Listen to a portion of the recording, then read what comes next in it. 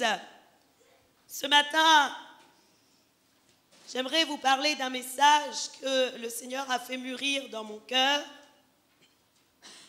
qui s'intitule « Entrons dans une communion fraîche avec Dieu ». Alors, la communion fraîche avec Dieu que je veux développer ce matin est une communion nouvelle, rafraîchie, restaurée. Parce que le Seigneur nous demande tous les jours de recommencer la journée dans une nouvelle communion. La communion d'hier que tu avais avec Dieu ne peut pas suffire à ce que ta journée puisse se faire, ta nouvelle journée puisse se faire si tu ne viens pas encore dans la présence de Dieu. Parce que je crois que le Seigneur a toujours à nous donner. La parole de Dieu nous dit que les bontés de l'Éternel se renouvellent chaque matin. Et le Seigneur a toujours à nous donner. Jusqu'à la fin de nos jours, même après 20 ans, 30 ans, 40 ans, 50 ans de conversion, tu auras toujours à recevoir de la part de Dieu. Et je crois que malheureusement, bien souvent, on se trompe nous-mêmes en disant que nous avons déjà tout reçu de la part de Dieu. Plus j'avance dans la parole et plus je me rends compte que je ne connais pas assez Dieu. Plus j'avance dans la parole et plus je me dis « Waouh, mais quels sont encore tes secrets et tes profondeurs, oh Dieu ?» Parce qu'il y en a tellement. Il y a tellement de richesses avec le Seigneur. Il y a des fondements de la parole de Dieu, mais il y a ensuite les richesses que Dieu veut nous montrer autour. Amen. Et ça, c'est merveilleux. Et ce matin, Église, le Seigneur parle d'une onction fraîche parce que malheureusement, l'Église de Jésus-Christ, le corps de Christ, souffre d'un problème. Comme je vous ai dit la dernière fois, depuis le début du mois de janvier, le Seigneur me montre à quel point le corps de Jésus-Christ souffre. Le corps de Jésus-Christ a besoin réellement d'avoir une onction fraîche de l'Esprit de Dieu. Et je vous avais dit cela en fin d'année, je crois que ça devait être en décembre. Le Seigneur a parlé à mon cœur et l'Esprit de Dieu est venu comme une révélation sur moi et il m'a dit, si seulement mon peuple me connaissait réellement. Et je crois vraiment que malheureusement le peuple de Dieu ne connaît pas assez le Saint-Esprit. Pourquoi le peuple de Dieu ne connaît pas assez le Saint-Esprit? Parce qu'il le considère comme une force, parce qu'il le considère comme une puissance alors que l'Esprit de Dieu est une personne. Une personne qui veut collaborer avec toi et avec qui tu dois collaborer, avec qui tu dois parler, avec qui tu dois avoir une relation intime. Et je crois vraiment que malheureusement, bien souvent, nous ne connaissons pas réellement l'Esprit de Dieu. Et voilà pourquoi je crois que Dieu va faire tout au long de cette année, il va se révéler à nous d'une nouvelle manière. Et je veux vraiment pouvoir saisir cela. Et je veux que toi-même, tu puisses saisir cela aujourd'hui. Ça ne va pas changer tes fondements de la parole. Pas du tout. Mais Dieu va se révéler à toi dans une richesse que tu n'avais jamais expérimentée. Dieu va se révéler à toi dans une profondeur que tu n'avais jamais expérimentée. Amen. Et ça, c'est merveilleux. Voilà pourquoi je crois que cette parole, ce matin, s'adresse aux hommes et aux femmes qui aiment Dieu d'abord. Et je crois que cette parole, ce matin, s'adresse aussi à des hommes et des femmes qui ont développé et qui veulent encore plus développer leur attachement à Dieu. Nous ne pouvons pas venir dans la présence de Dieu en simple touriste. Et pourtant, il y a des touristes spirituels. Je suis désolée de dire, appelons un chat, il y a des touristes spirituels. Ils sont bien vêtus, mais à l'intérieur, ils sont vides. Ils n'ont rien, ils ne sont pas équipés. Ils sont venus en touristes parce qu'on leur a dit que Jésus-Christ pouvait faire des choses. Mais ils n'ont pas envie de découvrir la profondeur avec Dieu. Ils n'ont pas envie de changer de vie. Et d'ailleurs, on voit à leurs fruits qu'il n'y a rien qui est changé. Et on ne peut que considérer cela comme des touristes spirituels. Aujourd'hui, je crois vraiment que Dieu veut que les hommes et les femmes soient attachés à lui. Et je crois vraiment que Dieu veut que les hommes recherchent davantage à vivre de la nature de Dieu. Notre Seigneur a un désir, c'est que nous puissions être comme lui. La Bible dit, nous sommes un parfum à l'odeur agréable de Christ. Mais malheureusement, bien souvent, nous ne voyons pas le parfum, l'odeur de Christ n'est pas manifestée au travers de nous. Et alors Dieu veut que l'odeur de Christ soit manifestée au travers de nous. Il veut que nous soyons ce parfum. Il veut que lorsque les hommes et les femmes nous voient, ils voient la nature de Dieu en nous. Et c'est ce que le Seigneur recherche. Dans le monde entier, Dieu cherche ces choses. Dans le monde entier, Dieu cherche des hommes et des femmes qui soient de cette manière, qui vont influencer la nation, qui vont influencer le pays. En fait, dans le monde entier, Dieu cherche des lumières. Dans le monde entier, Dieu cherche des lumières. Et la parole de Dieu nous dit que le Seigneur n'allume pas une lampe pour la cacher sous un seau. Ce qui veut dire que si toi-même tu recherches cela, alors Dieu va te mettre bien haut sur le chandelier. Et je le crois réellement que le Seigneur va le faire. Dieu va mettre bien haut sur le chandelier tous ceux qui se consacrent. Dieu va mettre bien haut sur le chandelier tous ceux qui cherchent réellement à avoir une relation intime avec lui. Dieu va mettre bien haut sur le chandelier tous ceux qui veulent impacter le monde et tous ceux qui ont à cœur d'impacter la nation. Tous ceux qui ont à cœur d'impacter l'île de la Réunion. Je vais vous faire un témoignage. Dimanche dernier, nous avons parlé sur les enfants et nous avons parlé sur la génération de Josias. Et savez-vous, Église, lorsque nous avons prié et que nous avons relâché la bénédiction de Dieu sur les enfants, n'est-il pas vrai que nous avons prié et relâché la bénédiction de Dieu sur les nations? Alors hier, j'étais avec d'autres communautés. J'étais avec d'autres assemblées, d'autres pasteurs. Et à un moment donné, une personne me témoignait quelque chose.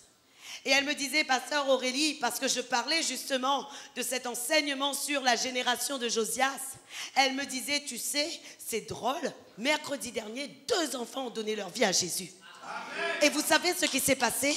Le Seigneur a dit à mon cœur hier soir, parce que votre église prie pour les autres, parce que votre église prie pour la nation, vous allez impacter la Réunion. Sans que vous le sachiez, l'onction de Dieu va se déverser et des choses vont se faire. Et je le crois. Et je le crois. Pourquoi? Parce que nous prions pour l'île de la Réunion, parce que nous prions pour son réveil, parce que nous prions pour ces hommes et ces femmes et ces enfants, parce que nous prions pour sa population. Et à cause de cela, des choses vont se produire, même dans d'autres assemblées, sans que nous ne soyons intervenus. Pourquoi? Parce que l'Esprit de Dieu est le même. L'Esprit de Dieu est le même. L'Esprit de Dieu est le même. Il n'a pas changé. Et ce que nous déclarons, nous le déclarons pour l'île entière. Parce que nous ne voulons pas nous arrêter ici. Nous voulons que vraiment l'onction de Dieu, l'onction que le Seigneur peut faire avec nous, déborde sur cette île. Croyez-vous que c'est possible que nous soyons dans une onction débordante? Je le crois. Je crois que c'est possible que nous soyons dans une onction débordante. Et je crois que nous allons être dans une onction débordante. J'aimerais vous dire, et je reçois cela dans mon cœur à l'instant, ne vous arrêtez pas à ce que les autres disent sur cette église. Ne vous arrêtez pas à ce que les gens peuvent vous dire sur moi-même. Ne vous arrêtez pas à cela. Moi, je connais ma vie et je connais la vie de cette église. Ceux qui sont là se consacrent. Ceux qui sont là cherchent la présence de Dieu. Ceux qui sont là, ils ont une vie de consécration. Moi, je connais les heures auxquelles le Seigneur me réveille. Je connais le peu de sommeil que j'ai pour trouver la face de Dieu et je la connais. Et qu'importe ce que les autres vont dire, mon Dieu répondra à toutes mes prières. Faites attention à ceux qui ont des intimités avec Dieu. Faites attention, parce que si c'est des intimes de Dieu, quand vous parlez d'eux, votre vie est maudite. Si ce sont des intimes de Dieu, quand vous parlez d'eux, votre vie est maudite. Je vous le dis, faites attention aux intimes de Dieu. Les intimes de Dieu peuvent détruire votre vie sans qu'ils l'aient souhaité. Car les intimes de Dieu, eux, ils vous bénissent alors que vous les maudissez. Les intimes de Dieu, ils vous bénissent alors que vous les maudissez. Et les intimes de Dieu, ils verront leur prière s'accomplir en tout temps. Vous savez, lorsque Aaron a parlé mal sur Moïse. Souvent, je prends ce passage. Mais lorsqu'Aaron et Myriam a parlé mal sur Moïse, savez-vous ce qui s'est passé? La Bible nous dit que l'Éternel entendit. Et vous savez ce qui s'est produit ensuite? La parole de Dieu nous dit que la lèpre est montée sur Myriam. Est-ce que Moïse avait maudit Myriam? Pas du tout. Moïse n'en savait rien de ce qui se passait. Mais Jésus a entendu.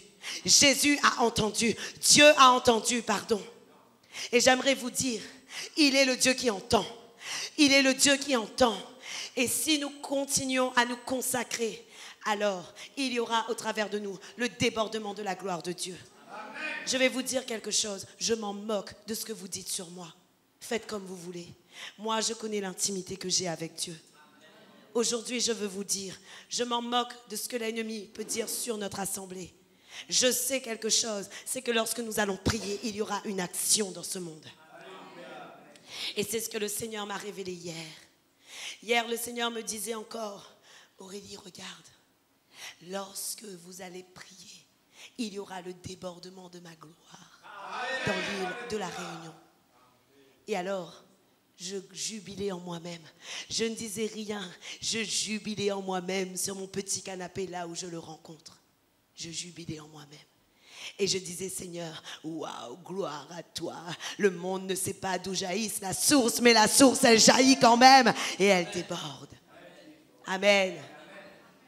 Aujourd'hui, je ne dis pas que nous sommes plus que les autres, mais je sais que notre branche, notre courant, et ce que l'Esprit de Dieu fait ici aura un impact sur la Réunion. Je le sais. Amen.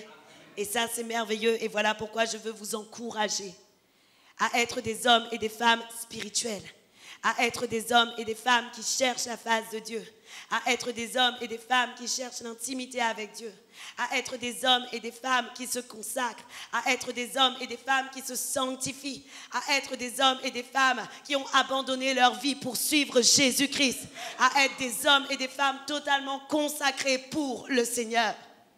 Et je crois vraiment que le Seigneur va honorer ce que nous allons faire pour lui. Amen. Gloire à Dieu. Alors ce que je veux vous dire ce matin, Église, c'est que nous sommes dans un temps où l'onction prophétique doit être à nouveau manifestée au sein de l'Église. Pourquoi je le dis, Église? Parce que je crois que nous avons trop souvent éteint et étouffé le prophétique de l'Église de Jésus-Christ. Amen. Alors ici, effectivement, nous laissons parler.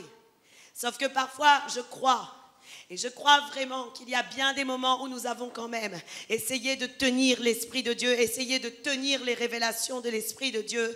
Et je crois qu'aujourd'hui, le Seigneur veut réellement que l'onction prophétique revienne au sein de son Église. Malheureusement, Église, je crois que le corps de Christ souffre cruellement du mutisme de l'Esprit de Dieu. Alors, ça ne veut pas dire que l'Esprit de Dieu ne veut plus parler. Ça ne veut pas dire que l'Esprit de Dieu n'a rien à dire non plus, lorsqu'on parle de mutisme de l'Esprit. Mais ça veut seulement dire que les hommes refusent de le laisser se mouvoir comme il veut par méconnaissance. Et je crois que malheureusement, l'Église de Christ, le corps de Christ souffre cruellement d'une absence d'onction prophétique réelle qui vient de Dieu. La parole de Dieu nous dit cependant dans 1 Thessaloniciens 5, le verset 19 et 20, la Bible nous dit « N'éteignez pas l'esprit et ne méprisez pas les prophéties. » Amen. La parole de Dieu est claire et la Bible nous dit « N'éteignez pas l'esprit et ne méprisez pas les prophéties. » Ce qui veut dire, Église, que le Seigneur veut que l'onction prophétique soit manifestée dans les assemblées. Mais l'onction prophétique qui vient de l'Éternel. Amen. Vous savez pourquoi aujourd'hui l'Église de Jésus-Christ souffre beaucoup d'un mutisme de l'Esprit de Dieu? Oui, parce que les hommes l'ont éteint. Oui, parce que les hommes empêchent à l'Esprit de Dieu de parler. Mais surtout parce que les hommes ont vu que bien souvent, le peuple de Dieu, lorsqu'ils ont une prophétie, n'est pas une prophétie qui vient de Dieu, mais est une prophétie qui vient de leur propre cœur. Et voilà pourquoi, aujourd'hui, l'onction prophétique de Dieu a été mise à mal. Les hommes disent des prophéties qui viennent de leur propre cœur. Et c'est à cause de cela que malheureusement le prophétique de Dieu en souffre. D'ailleurs, le Seigneur en avait parlé dans Jérémie. Dieu avait dit dans Jérémie 23, le verset 16, voici ce qu'il avait dit dans sa parole. Saint-Esprit, aide-moi à donner ce que tu veux aujourd'hui. Jérémie 23, le verset 16. Voici ce que la parole de Dieu nous dit et ce que le Seigneur dit. La Bible dit, n'écoutez pas les paroles des prophètes qui vous prophétisent. Ils vous entraînent à des choses de néant. Ils disent les visions de leur cœur et non ce qu'ils disent et non ce qui vient de la bouche de l'Éternel. Et le verset 11 nous parle d'autre chose. La parole de Dieu nous dit dans Jérémie 23, le verset 11, prophètes et sacrificateurs sont corrompus. Et la Bible dit, même dans ma maison, j'ai trouvé leur méchanceté, dit l'Éternel. Il y a quelqu'un qui a dit Amen. Si j'étais toi, je ne dirais pas Amen. Si j'étais toi, je prendrais mes habits de deuil et je dirais, Seigneur, vraiment, que la prophétie ne soit plus corrompue. Mais j'ai une bonne nouvelle pour vous. Si aujourd'hui l'Esprit de Dieu parle, c'est parce qu'il veut restaurer l'onction prophétique de l'Église. Il veut restaurer l'onction prophétique de l'Église. Amen. Gloire à Dieu. Alors, effectivement, Église, pendant longtemps, les paroles des prophètes, et souvent, les paroles de prophètes ne sont pas des prophéties qui viennent de Dieu, mais ce sont des prophéties qui viennent de leur cœur. Mais je vais vous dire quelque chose. Nous entrons dans un temps, nous entrons dans une saison et nous entrons dans un moment où le Seigneur va agir par le brisement dans la vie des uns et des autres. Et où Dieu va commencer à rafraîchir son peuple après l'avoir envoyé dans le désert. Pourquoi après l'avoir envoyé dans le désert? Afin que son peuple soit dépouillé de sa nature propre, de sa corruption et de ce qu'il veut faire. Pourquoi? Pour que le revêtement de l'Esprit de Dieu revienne sur lui de manière pure et sincère et loyale, comme Dieu veut que cela se fasse. Et nous sommes dans ce temps. Dieu veut rafraîchir son peuple. Dieu veut faire passer le peuple par le désert. Dieu veut faire passer le peuple par le brisement afin de restaurer l'onction prophétique de son Église.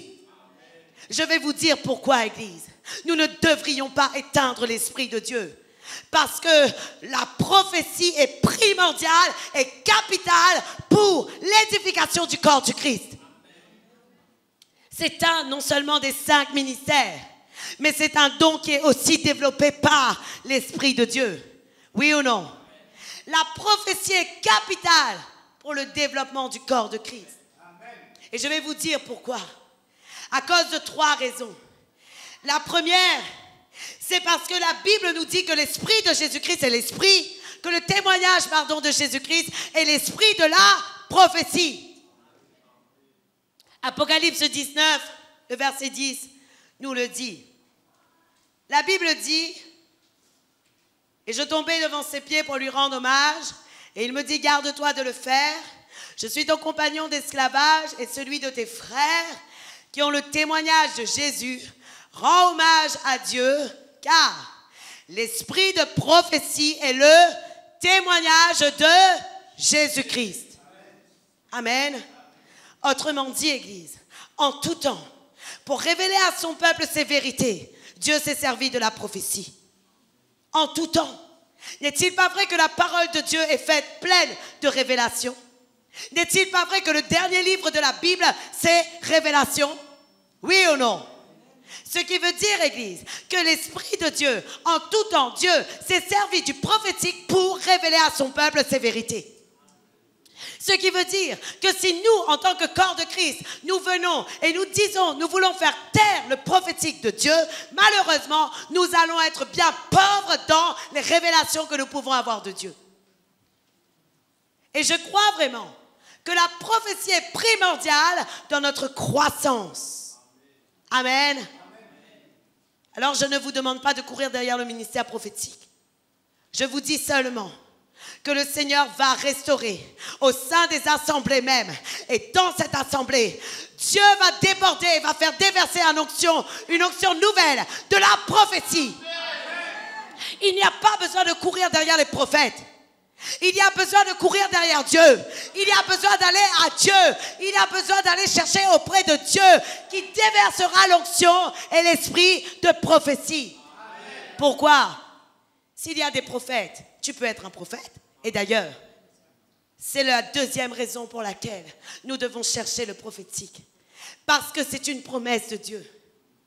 La parole de Dieu nous parle de cette promesse qui a été faite dans Joël 2, le verset 28. Oui ou non?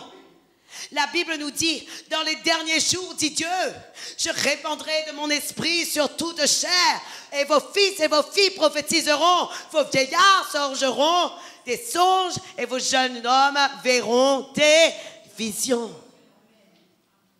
À quel moment cette parole est là? La Bible nous dit après cela, et dans d'autres versions, la Bible dit dans les derniers jours, dit Dieu. Autrement dit, dans ces moments-ci, le Seigneur s'attend à ce que nous vivons dans le prophétique. Amen. Et j'aimerais vous dire quelque chose. Si c'est une promesse de Dieu, c'est qu'elle est utile et édifiante pour le corps de Christ. Sinon, Dieu n'aurait pas donné cette promesse. Oui ou non? Mais si c'est une promesse de Dieu, c'est parce qu'elle est utile et édifiante pour le corps de Christ. Et si le Seigneur l'a donné, c'est parce que Dieu a encore des vérités cachées à nous donner. Alors oui, la parole de Dieu est complète et il n'y a rien à y ajouter, rien à retrancher. La parole de Dieu est complète, mais la révélation du Tout-Puissant peut se faire aussi par et doit se faire par la prophétie. Alors, Église, la troisième raison pour laquelle nous devons chercher le prophétique de Dieu, c'est parce qu'elle permet à l'Église de Jésus-Christ, au corps de Christ, d'être avisée, d'être avertie, d'être prévenue, et qu'elle se prépare en tout temps à participer aux circonstances et événements prévus ou connus par Dieu. Je vais vous répéter cela. C'est une phrase trop longue. Je crois que c'est important d'avoir le prophétique de Dieu. Parce que le peuple de Dieu a besoin d'être averti. Le peuple de Dieu a besoin d'être avisé. Le peuple de Dieu a besoin d'être prévenu. Et le peuple de Dieu a besoin de se préparer en tout temps à participer aux circonstances et événements prévus ou connus par Dieu. Amen. Beaucoup de personnes, parfois, lorsque je porte un message, ils disent « Oh, le pasteur a révélé toute ma vie » ou « Vraiment, j'ai été blessé parce que le pasteur a parlé. » Qui lui a dit? Ben, je suis désolée de vous dire, il y a des vérités que Dieu me communique. Et il y a des choses que Dieu me communique aussi sur vous. Je suis désolée de dire, c'est comme cela. Il y a des vérités que le Seigneur communique. Et ce n'est pas parce que quelqu'un est venu me les rapporter. C'est parce que réellement, le Seigneur a parlé à mon cœur. Et parce que le Seigneur m'a averti sur les intentions du cœur des hommes. Et il y a des intentions que le Seigneur dit, il y a des intentions que le Seigneur montre. Pourquoi? Afin que son peuple soit sauvé, afin que son peuple ne se perde pas, et afin que son peuple reconnaisse par là que le Seigneur a parlé et qu'il doit changer de comportement. Aujourd'hui, je vous le dis, Église, la parole de Dieu nous montre réellement que l'onction prophétique permet aux églises de recevoir des avertissements, d'être prévenus sur les situations et les circonstances et de se préparer. Je peux vous assurer, Église, que la parole de Dieu nous dit que le Seigneur ne fait rien sans avertir ses serviteurs, les prophètes. La Bible nous dit dans Amos 3, le verset 7, « Car le Seigneur, l'Éternel, ne fait rien sans avoir révélé son secret à ses serviteurs, les prophètes. N'est-il pas vrai, Église, que lorsque Paul parlait à l'Église de Corinthe, Paul a dit quelque chose, il a dit, oui, vous pouvez parler en langue, et tout le monde peut parler en langue, et c'est très bien. Maintenant, le parler en langue est un don de l'Esprit de Dieu, et on ne peut pas le refuser. On doit l'accepter, et c'est très édifiant de pouvoir parler en langue. Mais, Paul a dit, aspirez à la prophétie. Amen. Amen. Paul a dit, aspirez à la prophétie. Alors, je vais vous donner une vérité que je crois. Je crois que la prophétie ne va pas forcément être révélée par une personne qui est déjà qualifiée ou déjà établie. Je crois que le prophétique de Dieu veut se révéler à l'assemblée des saints. Je crois que le Seigneur veut révéler à l'assemblée des saints des prophéties. Et j'aimerais vous dire quelque chose. La prophétie n'est pas ce que tu reçois pour un frère. La prophétie n'est pas ce que tu reçois par la chair. La prophétie va être une révélation qui vient du royaume des cieux. Aujourd'hui, Église, ne cherchons pas le prophétique pour savoir dans la vie du frère Sangala. Qu'y a-t-il? Que se passe-t-il? Cela s'appelle de la voyance. Oui ou non? Cela s'appelle de la sorcellerie. Cela s'appelle de la voyance. Nous ne sommes pas appelés à être des voyants et nous ne sommes pas appelés à être des sorciers. Nous sommes appelés à être des prophètes de l'Éternel. Autrement dit, si le Seigneur te révèle quelque chose sur un frère, ce n'est pas pour que tu fasses des ladis la fée. C'est simplement pour que tu pries. Amen. Et pour que tu l'aides à avancer. Amen. Gloire à Dieu. Mais ce n'est pas de cette prophétie-là que je vous parle. Nous sommes dans un temps où le Seigneur va parler à son peuple et le Seigneur va révéler des temps nouveaux qui arrivent, des temps qu'on ne connaît pas, mais des temps qui sont déjà là, dans les lieux secrets, qui sont préparés dans le spirituel, des temps qui sont déjà manifestés et qui vont se produire sur la terre, qui sont déjà connus de Dieu et Dieu veut nous les révéler à nous. Dieu veut révéler. Je ne parle pas absolument et seulement de l'Église La Voie du Salut. Dieu veut révéler à l'assemblée des saints des prophéties. Dieu veut révéler à l'assemblée des saints les prophéties. Et pour cela, Église, j'aimerais te dire, il faut impérativement que tu cultives l'intimité avec le Seigneur. Et il faut impérativement que tu cultives une vie de sainteté et de consécration. Et il faut impérativement que ton intelligence soit renouvelée par l'Esprit de Dieu. Voilà pourquoi la parole de Dieu nous dit, et l'apôtre Paul disait, ne vous conformez pas au siècle présent, mais en toutes circonstances demandez à Dieu le renouvellement de l'intelligence, afin de pouvoir discerner ce qui est bon. La parole de Dieu nous dit que l'homme spirituel juge de tout, mais n'est lui-même jugé de personne. Mais le problème aujourd'hui, c'est que nous sommes des êtres physiques qui voulons aller dans l'être spirituel. Alors que nous devons être des hommes spirituels afin de recevoir des choses spirituelles. Amen. Nous ne pouvons pas allier notre chair avec la révélation de Dieu. Parce que Dieu a une manière vraiment un peu précise et un peu bizarre de nous parler parfois. Et il est parfois assez difficile de pouvoir recevoir l'explication de la révélation de Dieu lorsque nous sommes trop charnels. Nous avons besoin vraiment de devenir des hommes spirituels.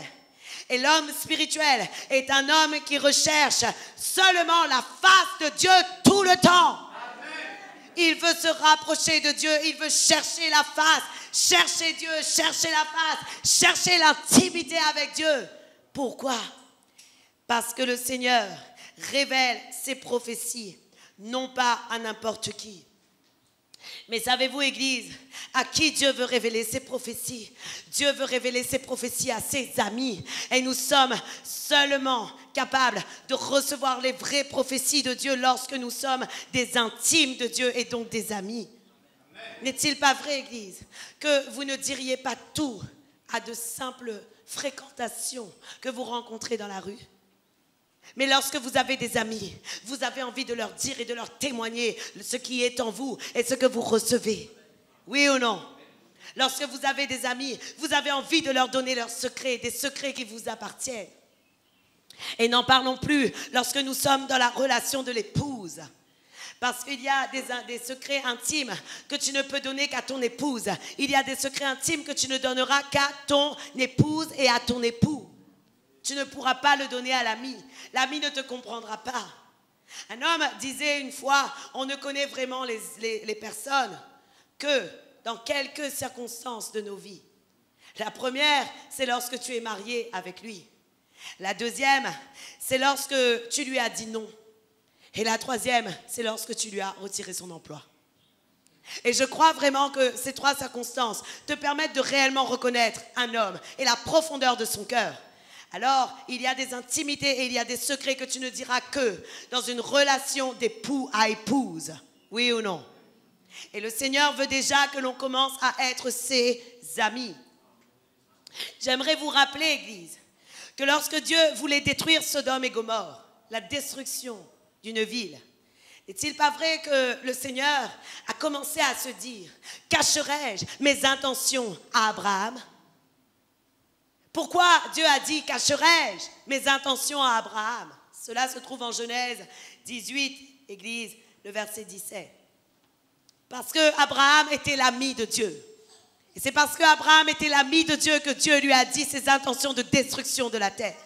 J'aimerais vous dire, Église, vous peut-être vous négligez ce que le Seigneur peut faire, mais j'aimerais vous dire que le Seigneur veut encore nous révéler. S'il a décidé de détruire un endroit, s'il a décidé d'amener des secousses, s'il a décidé de faire quelque chose sur une terre, sur une île, Dieu peut encore nous le révéler. Et Dieu veut le faire afin que l'on intercède. N'est-il pas vrai que lorsque Dieu a donné ses secrets à Abraham, Abraham a été l'intercesseur de Lot? N'est-il pas vrai que lorsque Dieu a révélé ses secrets à Abraham, Abraham a été l'intercesseur de Sodome et Gomorrhe? Oui ou non? Et Dieu a envoyé des anges pour aller enlever l'homme juste qui était encore dans Sodome et Gomorrhe. Et aujourd'hui, Dieu veut encore sauver des hommes justes. Amen. Dieu veut encore sauver. Et alors, qu'est-ce qu'il va faire? Il va parler à ton cœur. Il va te donner par une onction prophétique des révélations afin que tu puisses prier et que Dieu puisse envoyer son armée céleste pour que les justes soient sauvés. Amen. C'est le désir du cœur de Dieu. Mais nous, parfois, nous sommes des hommes et des femmes endormis. Nous sommes des hommes et des femmes endormis dans le spirituel, alors que Dieu veut que nous soyons en éveil. Oui ou non? N'est-il pas vrai que la Bible dit que celui qui se confie en l'Éternel est comme l'aigle? Mais j'aimerais te poser une question. Un aigle voit tout? Oui ou non? Un aigle, dans la hauteur dans laquelle il voit tout. Comment se fait-il que bien souvent nous ne voyons pas plus loin que notre nez? Nous avons besoin de voir tout, Église. Nous avons besoin de voir tout. Nous avons non pas besoin de voir seulement ce qui se passe dans notre maison, mais nous avons besoin de voir les complots du diable contre nous et de les briser. Et nous avons besoin de voir les intentions de Dieu pour cette terre. Nous avons besoin de recevoir les intentions de Dieu pour cette terre. Oui ou non? Dieu cherche des hommes et des femmes qui soient éveillés. Les hommes et les femmes éveillés sont ceux qui ne s'alourdissent pas avec les soucis de la vie et avec les excès de manger et de boire. Oui ou non? Les hommes qui seront en éveil seront des hommes et des femmes qui vont chercher la présence et la face de Dieu. Et ce sont ceux qui seront les amis de Dieu. Mais voici, pour être l'ami de Dieu, il y a une condition. Il faut que tu puisses mettre en pratique sa parole. La Bible dit, vous êtes mes amis si vous faites ce que je vous commande. Et beaucoup de personnes ne font pas ce que Dieu leur commande. Beaucoup de personnes ne vivent pas comme Dieu leur demande de vivre, mais ils veulent recevoir. Seigneur, on m'a parlé de l'onction prophétique. L'onction prophétique, c'est vraiment bien. Hein? Seigneur, j'aimerais avoir l'onction prophétique. Hein? Waouh, si tout le monde pouvait être prophète. Mais Dieu n'attend qu'une chose. C'est que nos vies soient transformées, que nos vies changent. Parce que Dieu ne fait rien sans avoir averti préalablement ses serviteurs, les prophètes. Autrement dit, Église, le Seigneur est capable de te donner les révélations précises sur les intentions de son cœur, mais aussi sur les intentions des ténèbres par rapport à toi. Je peux vous assurer que bien des fois, le Seigneur me révélait ce que le diable avait comploté contre moi. Et je disais à mon mari, ça, il ne faut pas qu'on y aille. Parce que quelqu'un va essayer de faire ça. Et je disais à mon mari, là, il faut qu'on fasse ça. Parce que si on fait autre chose, voici ce qui va se produire. Et je vous assure, je ne sais pas ce qui se serait produit parce que je ne suis pas allée, parce que j'ai simplement obéi à Dieu. Mais je sais que si je n'avais pas obéi, je sais qu'il me serait arrivé de gros soucis et le ministère aurait été ébranlé. Et je peux vous assurer que dans l'œuvre de Dieu, vous avez besoin d'être en éveil afin que le ministère ne soit pas ébranlé. Parce que parfois, nous, on veut partir partout, mais il y a des moments où le Seigneur nous dit, ne le fais pas, n'y va pas, parce que voici la conséquence qui arrivera. Vous ne voyez pas tout, mais il y a quelqu'un qui est omniprésent, omniscient et omnipotent dans votre vie. Il s'appelle l'Éternel. Il s'appelle l'Éternel et lui, il est omniprésent, omniscient et omnipotent dans ta vie. Et à cause de cela, tu as besoin réellement de recevoir de lui des révélations. Je crois vraiment que dans le temps où nous sommes, le peuple de Dieu doit recevoir les révélations prophétiques de la part de Dieu, afin que l'Église soit préparée aux différentes circonstances qui viendront. La parole de Dieu nous parle de ce qui était, de ce qui est et de ce qui sera. Et nous, parfois, nous restons dans ce qui est, dans ce qui était, mais nous n'allons pas chercher ce qui sera. Et pourtant, la parole de Dieu nous dit qu'il est le même hier, il est le même aujourd'hui et il est le même demain. Ce qui veut dire que le Seigneur veut que tu sois au courant des lendemains. Et le Seigneur veut que tu puisses chercher ce qui viendra et ce qui sera. Regarde ton voisin et dis, Dieu veut que tu saches de quoi sera fait demain.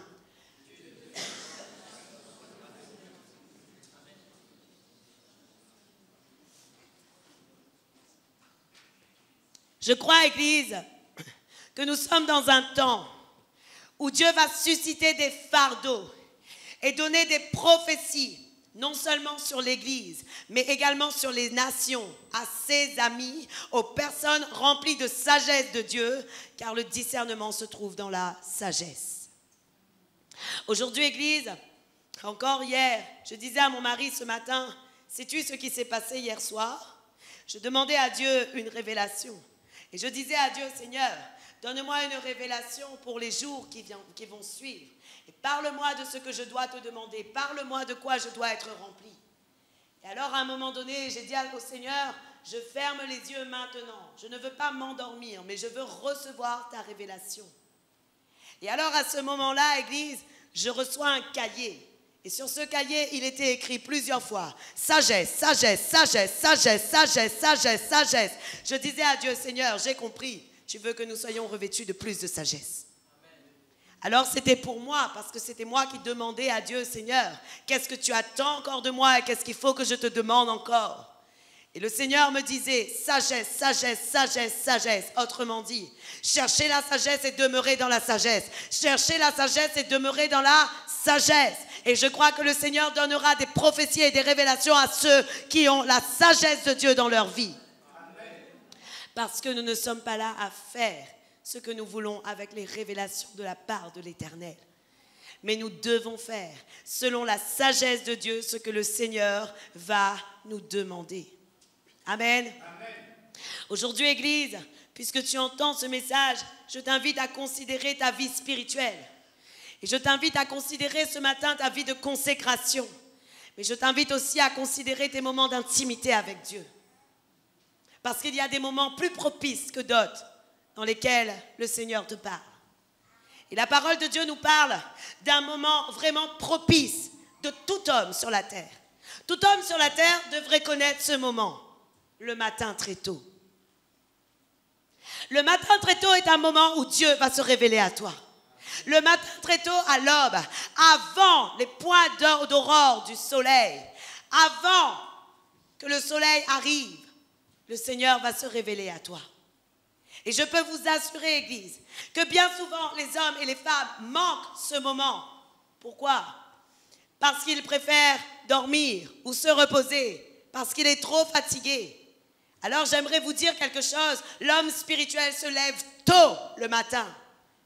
Et vous savez pourquoi les gens de ce monde disent que le monde appartient à ceux qui se lèvent tôt? Ils ont tout compris. Oui ou non? Les gens de ce monde disent, le monde appartient à ceux qui se lèvent tôt. Et ils avaient tout compris. Mais nous, souvent, nous dormons et nous dormons et nous dormons. Et le diable a bien compris que tôt le matin, Dieu se révèle à nous. Et voilà pourquoi il te dit, dors encore un petit peu. Tu es tellement fatigué. Mais j'aimerais te dire quelque chose. La parole de Dieu nous montre que tôt le matin, Dieu veut se révéler à toi.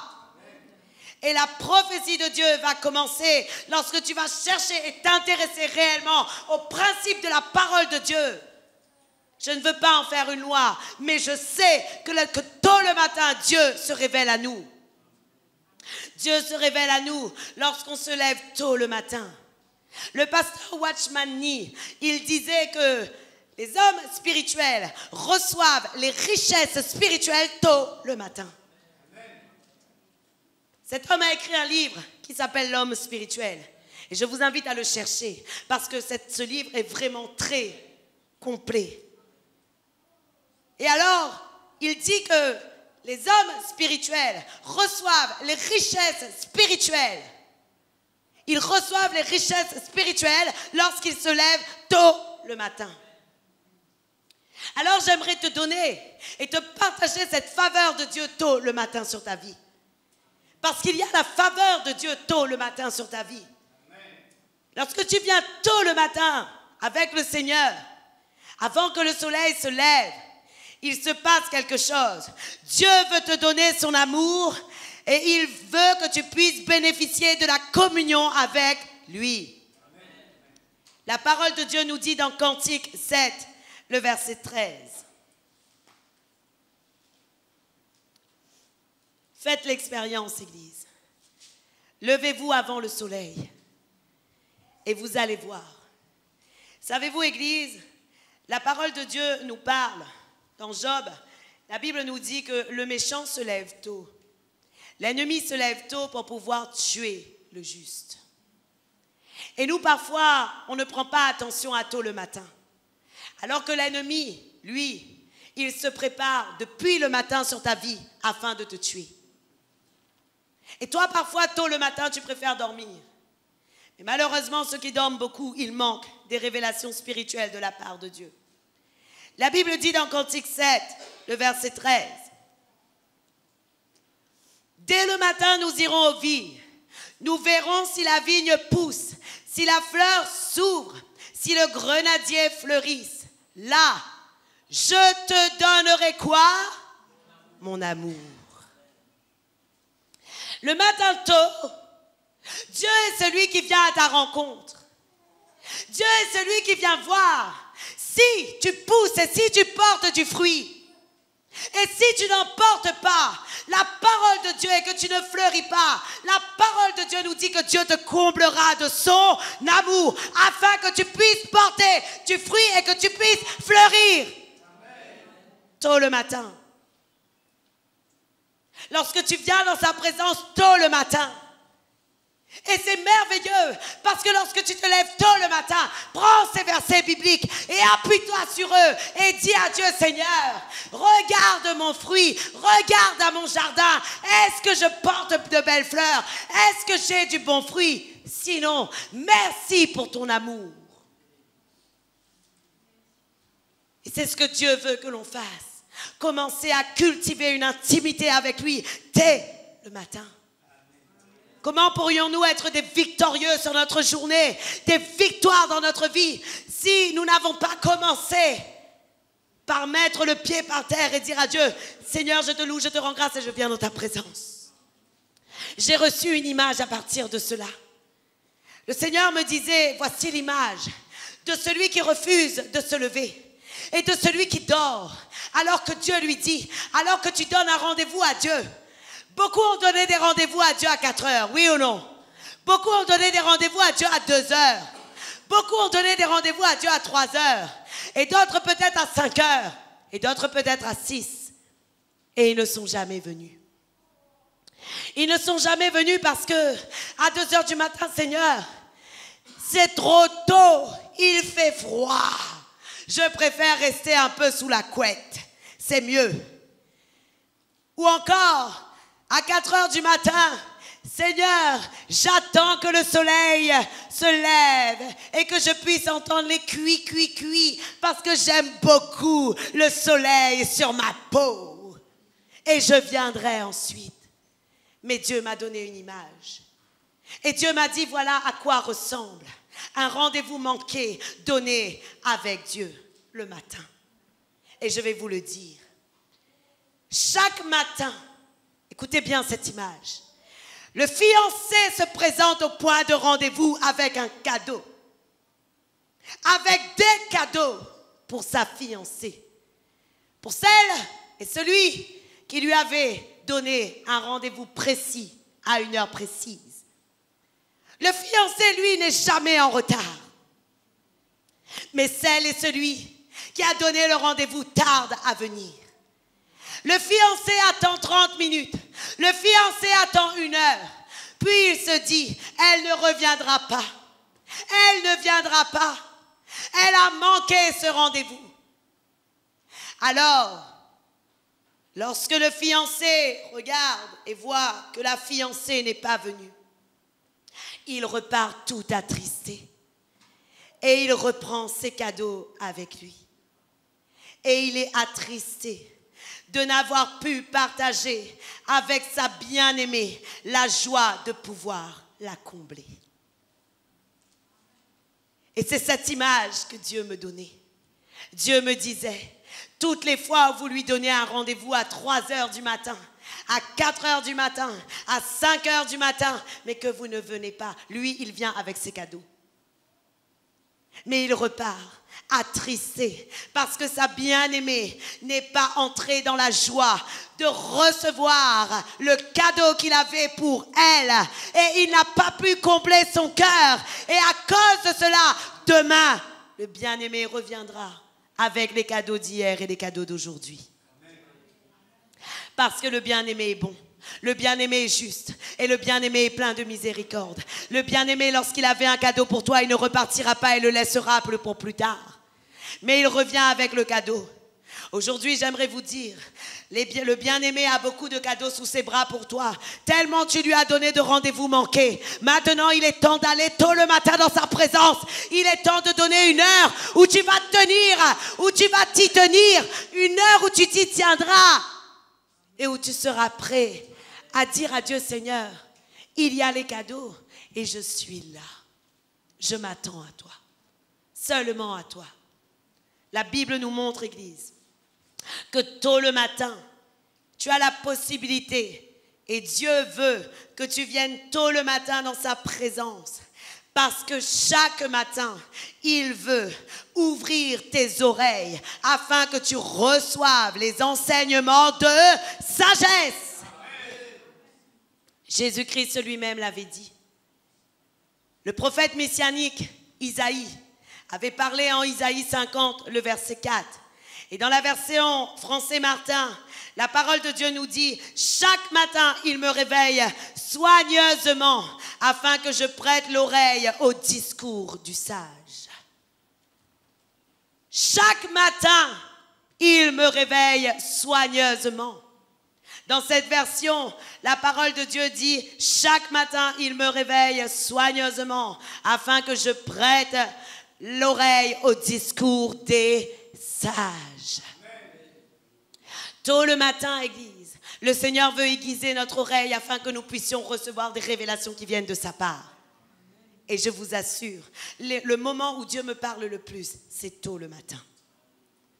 Je cherche sa face le soir, oui. Et la face de Dieu, je la cherche et je lui rends grâce à Dieu. Je rends grâce à Dieu pour tout ce qu'il a fait. Mais tôt le matin, il me donne des révélations. Tôt le matin, il me parle. Tôt le matin, il s'exprime. Tôt le matin, il me montre réellement des vérités. Tôt le matin, il est présent. Tôt le matin, il me donne des cadeaux. Tôt le matin, il comble mon cœur. Et il me réjouit afin que je puisse avancer et continuer la journée comme lui, il l'avait définie. Amen. J'aimerais te dire encore une chose. Tôt le matin, Dieu veut partager avec toi la manne de Dieu, les ressources qui viennent de lui. Exode 16, à partir du verset 13, la parole de Dieu nous en parle.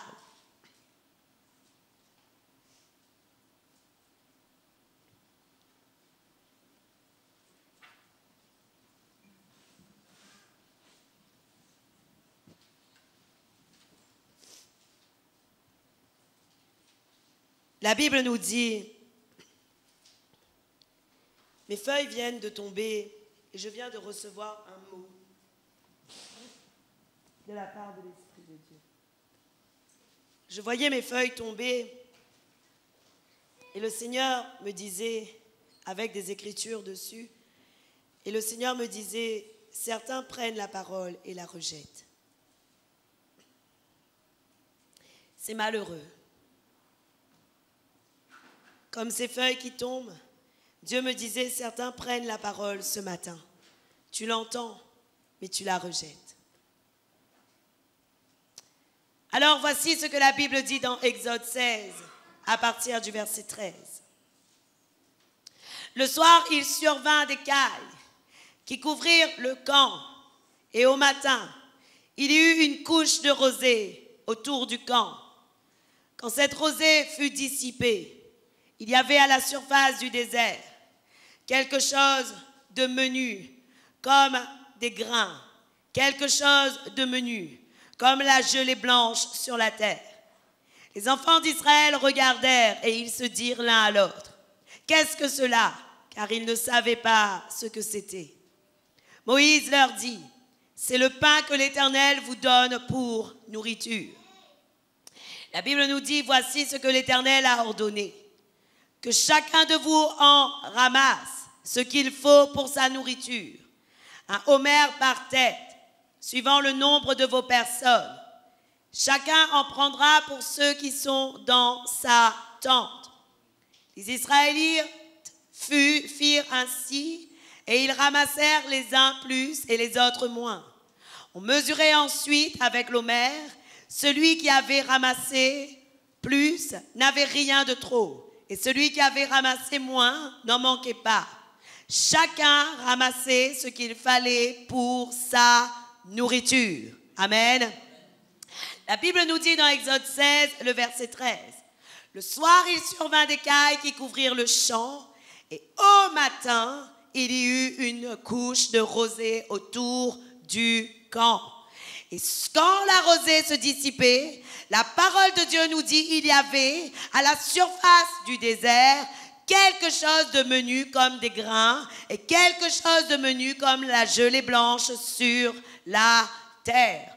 Autrement dit, lorsque la rosée se posait sur le sol, en dessous de cette rosée, il y avait la manne céleste.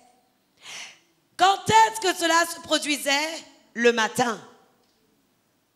Et j'aimerais vous dire, Église, tôt le matin, Dieu nous réserve une manne céleste.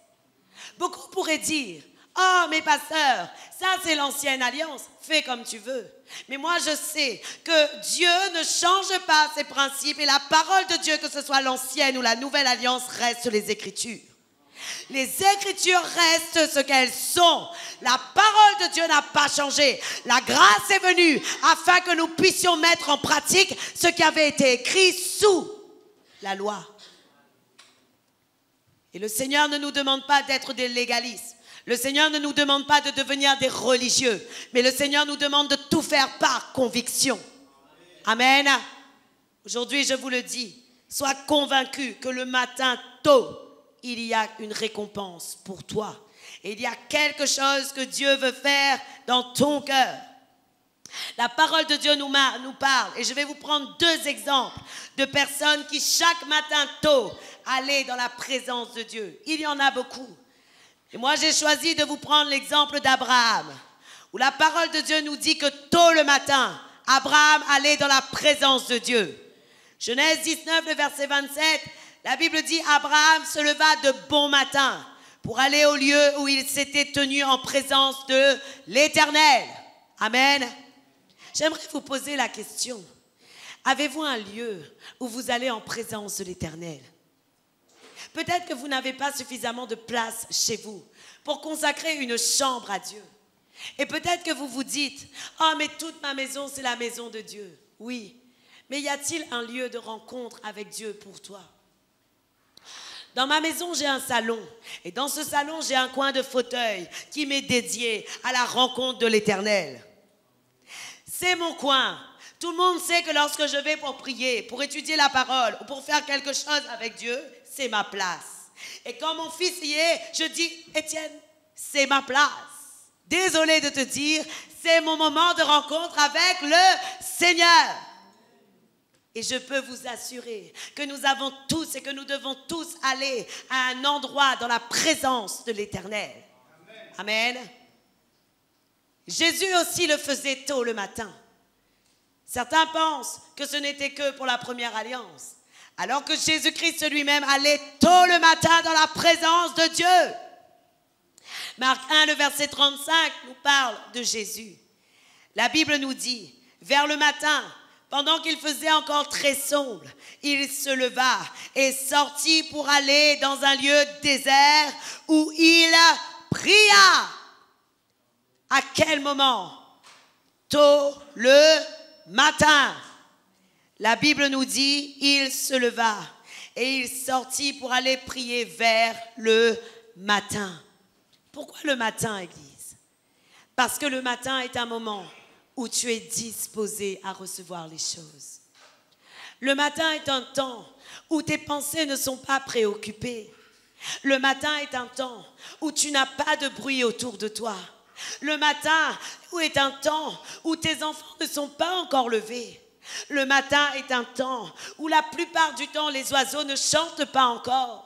Le matin est un temps où tu ne sens pas le besoin d'aller faire quelque chose parce que tu as encore le temps de rester dans la présence de Dieu. Voilà pourquoi il faut se lever avant le soleil, parce que dès que le soleil commence à venir, tout de suite tu trouves des activités à faire et à mettre sous ta main. N'est-il pas vrai que dès que le soleil commence, tu trouves des activités à mettre sous ta main? Alors qu'avant que le soleil arrive, tu es là à prendre du temps dans la présence de Dieu. Voilà pourquoi tôt le matin, tu devrais te lever même 1 heure avant que le soleil arrive. 30 minutes, peut-être 15 pour commencer, peut-être 5 pour commencer. Mais lève-toi tôt le matin afin d'avoir le temps de passer du temps dans la présence de Dieu et être un intime de l'Éternel. Devenez un intime de Dieu, Église. Ne perdez plus les premières heures du matin. Ayez l'habitude de venir en sa présence et d'aller à son écoute. Prenez l'habitude de venir en sa présence et d'aller à son écoute. Car Dieu veut aiguiser l'oreille de ses bien-aimés. Il veut ouvrir la vue de ceux qui peuvent voir afin de transmettre à son bon ami, à sa fiancée, de nouveaux secrets. Dieu veut le faire. Seras-tu un bon ami de Dieu? Seras-tu un bon intime de Dieu? Aujourd'hui, on ne parle plus assez de l'intimité avec Dieu. On veut le prophétique, mais on oublie que pour avoir le prophétique, il faut être un intime. La vraie prophétie vient avec l'intimité que tu vas cultiver avec Dieu. La vraie prophétie vient dans l'intimité que tu cultiveras avec Dieu. Pourquoi? Dans l'intimité, d'abord, Dieu te change. Ensuite, Dieu prépare ton cœur. Dieu prépare le siège de la conscience, là où il va te donner les messages, là où il va te donner les révélations, afin que ce siège de ta conscience soit pur et que tu puisses recevoir de Dieu les vérités qui viennent de lui. D'où reçois-tu les vérités de Dieu? Dans ta conscience. Dans le siège de ta conscience, dans le témoignage que Dieu veut faire à toi-même. C'est là où tu vas recevoir les révélations de Dieu. C'est là où le Seigneur va te parler. Et parfois, comme un souffle, le Saint-Esprit te communique une parole, comme un souffle. Le jour où l'Esprit de Dieu m'a dit, c'est vraiment dommage que les personnes ne me connaissent pas. Savez-vous, Église, cette impression que j'ai eue cette impression d'un ami. Et cette image a vraiment touché le cœur de beaucoup. C'est un ami. Avez-vous déjà eu un ami dans votre vie? Je pense que oui. Pour ceux qui n'étaient pas là lorsque je l'ai parlé, je vais vous le redire. L'Esprit de Dieu m'avait dit qu'il est vraiment dommage que son corps ne le connaisse pas réellement, que le corps de Christ ne le connaisse pas réellement. Et voici l'image qu'il m'a donnée pour pouvoir expliquer aux autres ce qu'il m'avait témoigné. Vous avez déjà reçu un ami, oui ou non? Vous avez des amis dans votre vie.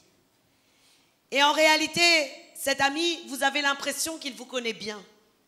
Et vous avez vraiment l'impression qu'il est celui qui connaît tout de vous. Mais un jour, alors qu'il est en votre présence, ou alors qu'il est avec d'autres, il dit quelque chose qui ne vous correspond pas du tout. Et vous vous dites en vous-même, mais qu'est-ce que je suis triste, moi qui pensais qu'il me connaissait si bien. Avez-vous déjà ressenti cela? Avez-vous déjà eu un ami à qui vous pensiez, vous considériez qu'il vous connaissait réellement, et pourtant il ne vous connaissait pas si bien? Il vous connaissait tellement peu, parce que lorsqu'il témoignait de vous, lorsqu'il disait quelque chose de vous, vous êtes déçus en vous disant, mais comment il peut dire ça de moi? Ou comment peut-il penser cela de moi? Parce que je ne suis pas du tout comme cela. Oui ou non? Alors l'impression que l'Esprit de Dieu me donnait, c'était cela. L'Esprit de Dieu me disait, dans cette déception, dans cette tristesse, mais je suis si seulement le peuple de Dieu me connaissait vraiment. C'était un soupir de son cœur. C'était un soupir de son cœur où il disait si seulement. Je dis un soupir du cœur pour que vous puissiez comprendre ce que l'Esprit de Dieu me faisait voir. Si seulement le peuple me connaissait vraiment. Et je crois vraiment que malheureusement, beaucoup d'hommes et de femmes pensent connaître l'Esprit de Dieu, mais ils ne le connaissent pas vraiment. Et cela suffit lorsque l'on voit la nature, lorsqu'on voit le résultat et lorsqu'on voit les révélations. On peut se dire et émettre un doute sur la provenance de la pensée dans laquelle la personne est. Aujourd'hui, je vous dis, Église, ce sont les intimes de Dieu qui vivront le prophétique de Dieu. Et Dieu veut restaurer l'onction prophétique qu'il y a eu dans les églises. Dieu veut le restaurer, Dieu veut le faire, afin que l'Église soit forte, afin que l'Église soit édifiée, afin que l'Église soit prévenue, afin que l'Église soit avertie, afin que nous soyons un peuple solide, afin que nous soyons un peuple ferme, malgré l'adversité. Parce que lorsque le Seigneur parle en vous, vous savez que ce que vous faites est bon. Amen. Et je crois vraiment, Église, que le Seigneur veut donner des révélations.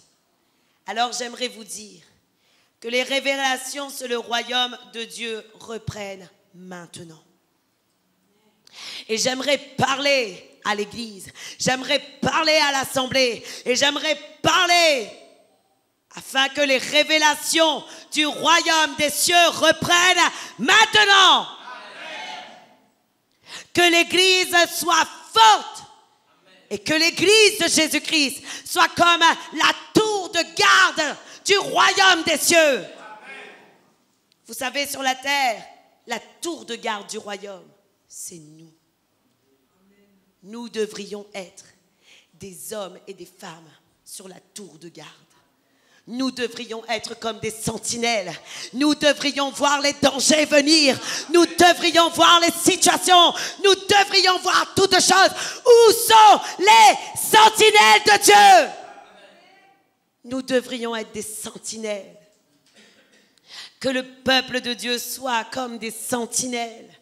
Que le peuple de Dieu soit à la garde, que le peuple de Dieu soit sur la tour et que les prophètes voient et terrassent les plans du diable. Au nom de Jésus-Christ.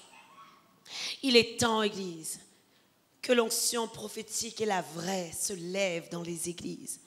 Et il est temps que plusieurs intercesseurs se lèvent, que des prophètes reçoivent les révélations non seulement des ruses du diable et des prophéties de Dieu.